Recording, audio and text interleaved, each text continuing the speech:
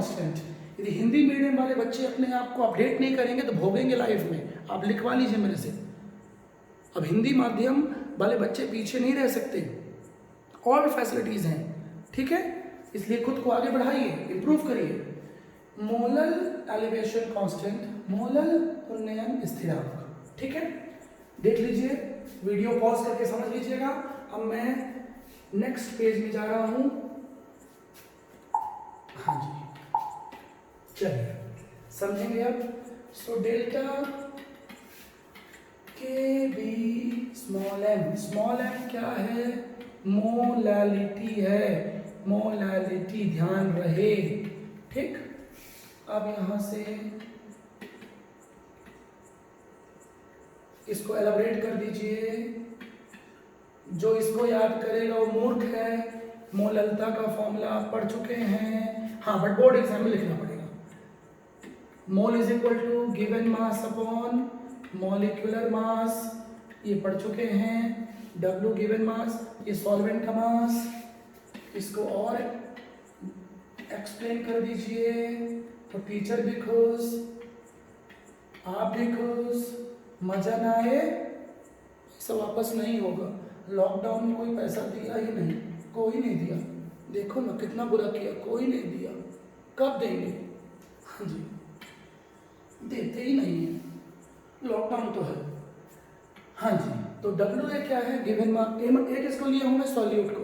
B किसको लिया हूँ? सॉल्वेंट को, ठीक है। ये पहले अपन पढ़ चुके हैं, जान मत लीजिए, ठीक है। जब तक है जान, जब तक है जान। हाँ जी, क्लियर है, ठीक। अब थोड़ा सा बात कर लेते हैं अपन। इसमें 1000 का मल्टीप्लाई भी हो सकता है, पढ़ा चुका हूँ मोलैलिटी। 1000 का मल्टीप्लाई कब करते हैं? जब मासेस किसमें गिवन हो? मासेस WA, WB, MA किसमें हो? In grams. जब गिवन मास ग्राम्स में हो बच्चों, ग्राम्स में, गिवन मास किसमें हो? ग्राम्स में हो, ग्राम्स में, तब क्या करते हैं?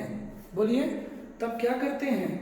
1000 का मल्टीप्लाई करते। ये हुआ लास्ट फॉर्मूला, ठीक है, बोलिए ना, ठीक। आगे बढ़ते हैं। अब आ जाइए जल्दी से, आज का लास्ट चल रहा है बस, मोलल एलिवेशन कांस्टेंट। इसके बारे में थोड़ा सा पढ़ लेते हैं। इसका फॉर्मूला नोट कर लीजिए, RT² अपॉन 1000 LV, या इसी को लिख सकते हैं RT² 1000 डेल्टा HV। हाँ जी, देखिए अच्छे से, पी लूं पानी।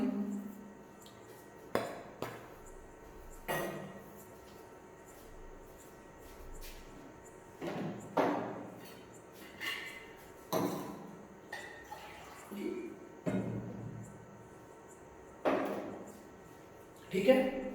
भीगी हुई है रात मगर जल रहे हैं हम, भीगी हुई है रात मगर जल रहे हैं हम। Latent heat of vaporisation, vaporisation, गुप्त ऊष्मा, गुप्त गुप्त गुप्त गुप्त गुप्त, वाष्पन की गुप्त ऊष्मा हिंदी में बोलते हैं बेटा। गुप्त ऊष्मा का मतलब गलत मत समझना, गुप्त है ना, ठीक है, ऐसा कुछ नहीं है, गुप्त लोग विशेषज्ञ, ठीक है। गुप्त ऊष्मा, लैटेंट हीट ऑफ वेपोराइजेशन। बच्चों लैटेंट हीट जो लोग भूल गए हैं, और ये डेल्टा एच क्या है? वही है, इसको एंथैल्पी बोल सकते हैं, क्योंकि बच्चों एंथैल्पी भी क्या होती है? हीट होती है। तो न्यूमेरिकल्स में एंथैल्पी भी यूज कर लेते हैं एल के स्थान पे, ठीक है। बात समझ में आ रही है कुछ? ठीक है, तो लैटेंट हीट है। अब बच्चों लैटेंट हीट थोड़ा याद दिला दूं मैं आपको। लैटेंट हीट ऑफ वेपोराइजेशन का मतलब क्या है? जब स्टेट चेंज होती है, फेज चेंज होती है, जब लिक्विड से क्या बनता है? स्टीम या वेपर, ठीक है बच्चों, तब हीट को लैटेंट हीट ऑफ वेपोराइजेशन बोलते हैं। क्लियर है? लैटेंट हीट ऑफ फ्यूजन भी होता है, पढ़ चुके हैं। लेटेंट हीट ऑफ फ्यूजन भी होता है। बात समझ रहे बच्चों?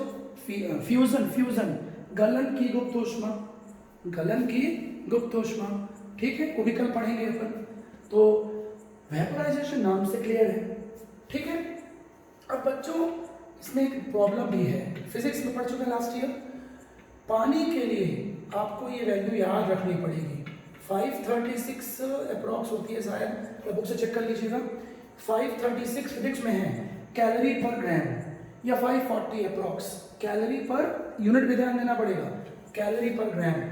लास्ट ईयर पढ़े हैं अपन, लेटेंट हीट का फॉर्मूला होता है Q is equal to ml, so L is equal to Q by m, ये फिजिक्स में है और केमिस्ट्री में भी है, इन थर्मोडायनेमिक्स। Q की यूनिट क्या होगी? कैलोरी, m की यूनिट ग्राम, या ऐसा यूनिट जूल पर केजी, जूल पर केजी। बट बच्चों ध्यान रखना, ये छोटी बात नहीं है, CGS में वैल्यू है 536 कैलोरी पर ग्राम, कैलोरी पर ग्राम, ठीक है बच्चों। टेम्परेचर तो आपको पता ही है, यदि पानी की बात करेगा, पानी की बात करेगा बच्चों, तो टेम्परेचर आप क्या लोगे? 100 डिग्री सेल्सियस। बट एक बात समझ लीजिएगा, जब भी किसी फॉर्मूले में R होता है तो हमेशा टेम्परेचर को के चेंज कर देते हैं केल्विन में, 373 केल्विन, ध्यान रहे, ठीक है। और आपको एक पॉइंट ध्यान रखना पड़ेगा for water, Kb is equal to RT² upon 1000 LV। जब आप सारी वैल्यूज पुट करेंगे, सारी वैल्यूज, ठीक है, R की वैल्यू 2 कैलोरी, क्योंकि LV कैलोरी में है, 536 कैलोरी पर ग्राम, टेम्परेचर पुट करेंगे, और जब बच्चों सॉल्व करेंगे तो पानी के लिए आपको ध्यान रखना पड़ेगा 0.52, ये न्यूमेरिकल्स में गिवन नहीं रहेगा, for H2O only, for H2O only, ठीक है बच्चों, फॉर H2O ओनली। तो ये molar elevation constant of water कहाँ से आया? इस फॉर्मूले से, ठीक है बच्चों। ये फॉर्मूला आपको याद करना पड़ेगा, कई बार नीट में ये ऑप्शन में भी आता है, ठीक है बच्चों। तो ये हुआ मोलर एलिवेशन कांस्टेंट, ठीक है, which is a colligative property, ठीक है बच्चों। पानी की वैल्यू सबसे कम होती है, काफी कम होती है, 0.52। बाकी आप बुक में आपको टेबल मिला हुआ गिवन है, बेंजीन, एथिल अल्कोहल, इन सब की वैल्यू काफी ज्यादा होती है। और सबसे फेमस है पानी के बाद एसिटिक एसिड, इसकी वैल्यू होती है अप्रॉक्स 2.9, ठीक है, 2.9। तो ये आप बात समझेंगे, Kb बहुत ज़्यादा इम्पोर्टेंट है, ठीक है, बात समझ में आ रही है बच्चों। इसकी यूनिट जो है वो भी बहुत इम्पोर्टेंट है, केल्विन केजी पर मोल, फॉर्मूले से निकाल सकते हैं आप, फॉर्मूले से, ठीक है, केल्विन टेम्परेचर, केजी पर मोल, ठीक है, केल्विन केजी पर मोल। और बच्चों ये जो वैल्यू है, ठीक है, ये इसी यूनिट में है।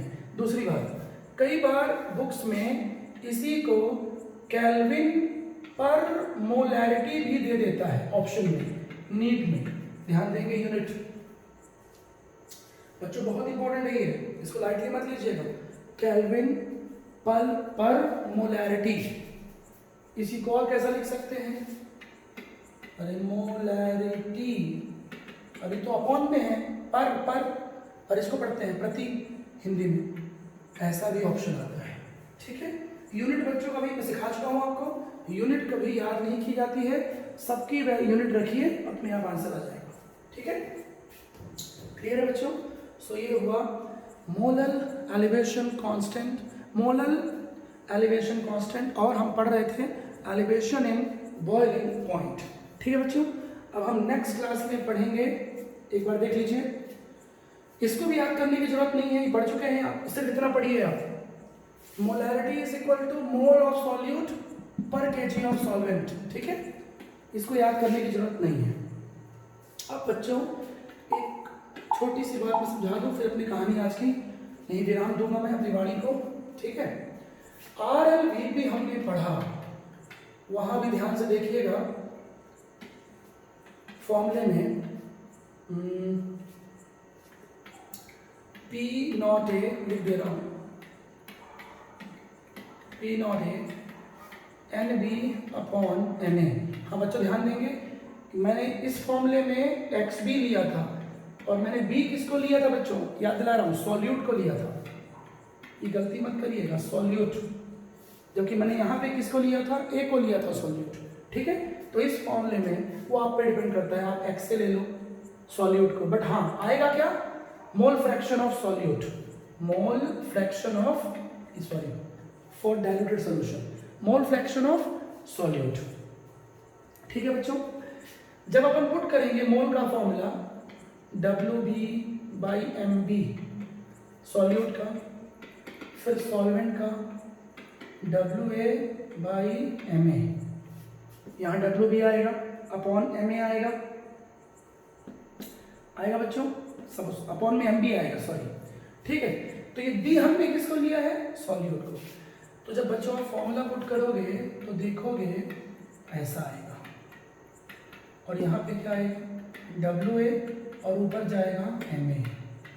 बच्चों इसमें सॉल्यूट कौन है, ये B है। तो यहाँ पे आप ऑब्जर्व करिए, एक छोटी सी बात है, क्वेश्चन आता है, अचानक मुझे ध्यान आ गया, न्यूमेरिकल्स में ये क्या है, मोलर मास ऑफ सॉल्यूट, विलेय का अणुभार, मॉलिक्यूलर मास, इनवर्सली है, इनवर्सली है। ये पहला ऑब्जर्वेशन बच्चों हुआ। अब अपन चलते हैं दूसरे ऑब्जर्वेशन पे, दूसरे ऑब्जर्वेशन पे, हाँ देखिएगा दूसरा ऑब्जर्वेशन क्या है, पाई इज इक्वल टू, जल्दी, pi is equal to mole upon volume RT, pi is equal to W/M RT, भी तो रहेगा, ओरी बाबा यहाँ भी तो मास इनवर्सली है, ओरी बाबा मतलब RLVP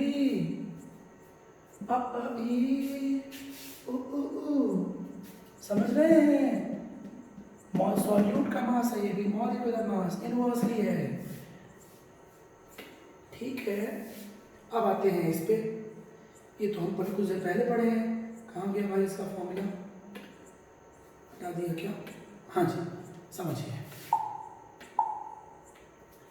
कुछ देर पहले एलिवेशन में क्या पढ़े हैं, बॉइलिंग पॉइंट, हाँ ये तो मोलैरिटी है बच्चों। यहाँ भी जब अपन पढ़ चुके हैं, डिराइव कर चुके हैं, फॉर्मूले को देखिएगा बच्चों, यहाँ भी क्या होगा, सॉल्यूट का मॉलिक्यूलर मास अपॉन में आएगा, मतलब इनवर्सली।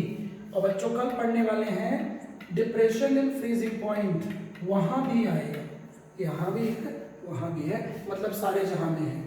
तो RLVP क्या है, कॉलिगेटिव प्रॉपर्टी, ऑस्मोटिक प्रेशर क्या है, colligative property, elevation in boiling point क्या है, colligative property, depression in freezing point क्या है, मोरबाप थोड़ी है, कॉलिगेटिव प्रॉपर्टी ही है, ठीक है, हाँ समझेंगे।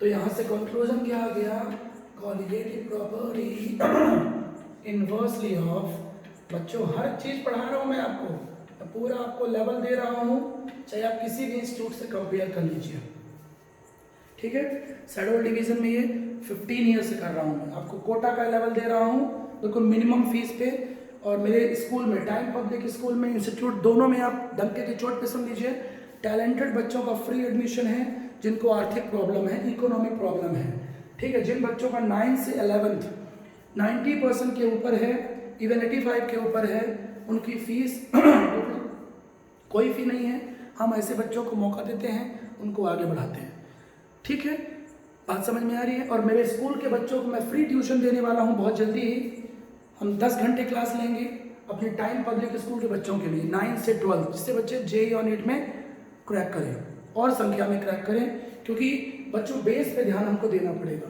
ठीक है। तो हम 9 से वर्क करेंगे अब। तो जो भी बच्चे आर्थिक कमजोर हैं, जिनको फाइनेंशियली प्रॉब्लम है, प्लीज़ आप उन्हें इन्फॉर्म करें टाइम पब्लिक स्कूल।